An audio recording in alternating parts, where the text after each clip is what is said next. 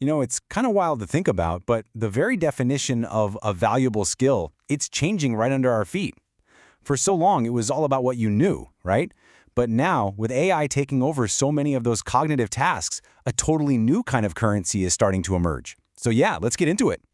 And that leads to a pretty tough question, but it's one we've all got to face. Are our skills becoming obsolete? Because let's be real, the foundation of the modern career, the very skills that got us to where we are today, they might not be enough to get us through the next 10 years.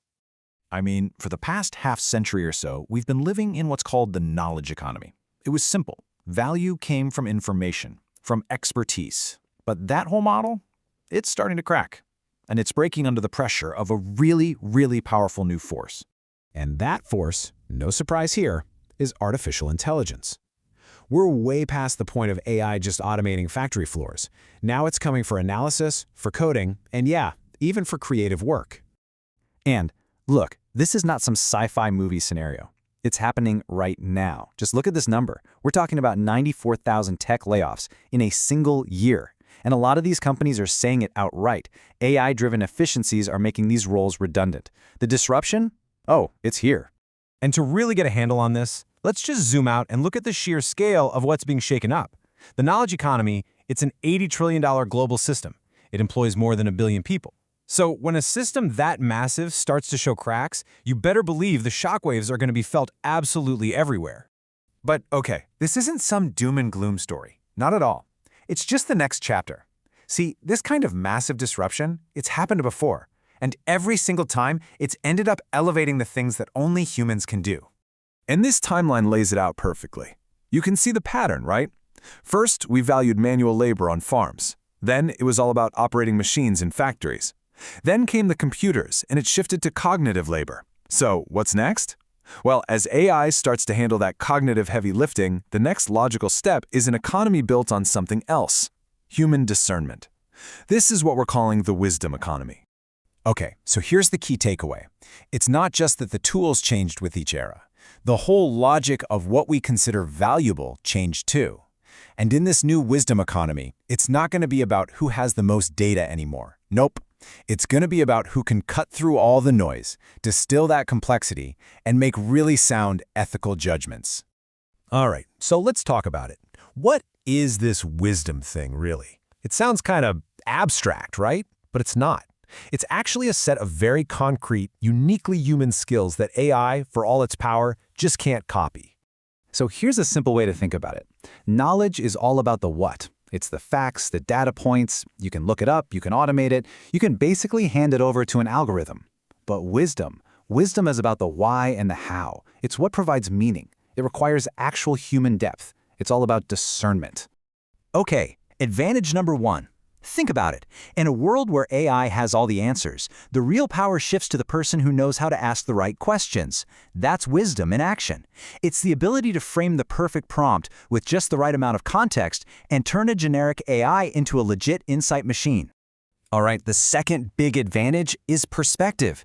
Someone with real-world experience, with wisdom, they can see the patterns. They have this built-in hype detector. They can tell the difference between a truly game-changing shift and, just the latest buzzword. And that helps companies navigate all this chaos without wasting time chasing every shiny new thing. And this one might be the most important of all, the ethical piece. An AI doesn't have a conscience. It has zero concept of a moral compass. It can't possibly weigh the human cost of a decision. Wisdom, that's what lets us humans look at what an AI spits out and ask those crucial questions. Hang on, is this right? Is this fair? What happens to real people down the line? That is a job that can only be done by a human. Okay, so theory is one thing, but what does this actually look like out in the wild? Let's get practical and look at some leaders who have really put these ideas into action. Believe it or not, researchers have actually managed to break this down into a really practical framework, and they've turned it into a handy acronym, WISDOM. It covers things like working with authenticity, having insightful fortitude, and even multiplying the potential of the people around you. The key thing here is that this isn't just some vague personality trait. These are actual behaviors you can observe and develop. And you can totally see this framework play out with some famous examples. Look at Bill Gates. He went from a mindset of pure competitive domination to global philanthropy. That's a massive shift in perspective. Or Tim Cook, who pushed Apple beyond just operational genius to focus on ethical supply chains, and Alan Mulally, who literally saved Ford by getting a bunch of silo departments to finally work together as one team. See? These aren't just acts of knowledge, they're acts of wisdom. So what does this all mean for us? Well, it's pretty simple. If the economy is changing this fundamentally, we have to change right along with it. And that brings us to what is probably the single biggest reskilling challenge of our entire lives. Just let this sink in for a second. The Industrial Revolution, that was huge, right? It reskilled maybe 100 million workers. The AI revolution is on track to affect over a billion people. And the big difference this time, it's not about learning how to use a new machine, it's about learning how to dig deeper into what makes us human. And this quote just nails it. The future belongs to people who can find that balance. It's about blending logic and intuition, intellect and humanity, ambition and ethics. It's that integration that's going to be so powerful. Okay, I know this can all sound a bit daunting, but here's the best part, the most hopeful piece of this whole puzzle. Wisdom is not some magic gift you're either born with or you're not. It's a skill, and just like any other skill, it's something you can actually learn, practice, and get better at. And we've got the data to prove it. Check this out. A study took a group of leaders and measured what they call their WISE reasoning score.